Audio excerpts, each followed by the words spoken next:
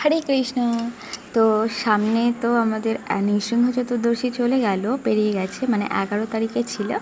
তো দেখো সকাল সকাল আমি উঠে ভগবানের শৃঙ্গার করে দিয়েছিলাম। 108টা তুলসীপত্র দিয়ে নৃসিংহদেবের পুজো করেছিলাম, 108টা নাম বলে তারপর এখানে ভোগ লাগিয়ে দিয়েছিলাম।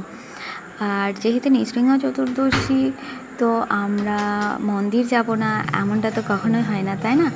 তো মন্দিরে চলে এসেছিলাম, অনেক অনেক মজা করেছি আমরা সবাই মিলে মন্দিরে, অনেক আনন্দ হয়েছিল। আর আমরা খুব সুন্দরভাবে ভগবান দর্শন হয়েছিল, আর নৃসিংহদেবের অভিষেক হচ্ছিল, খুব সুন্দরভাবে আমরা সেটা দর্শন করেছি। আর ঠিক কী ভাবে কীরকমভাবে আমাদের এই মন্দিরে মানে অভিষেক হয়েছে নৃসিংহদেবের, আমি সেটা তোমাদেরকে সম্পূর্ণ ফুল ভিডিও আসছে, সেটাতেই আমি তোমাদেরকে দেখাবো।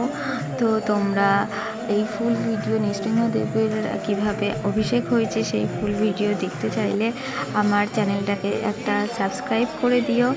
আর যদি আমার এই ভিডিওগুলো ভালো লাগায় তাহলে অবশ্যই লাইক কমেন্ট করো। আর তাড়াতাড়ি চলে আসছে খুব শীঘ্রই ফুল ভিডিও। হরে কৃষ্ণ।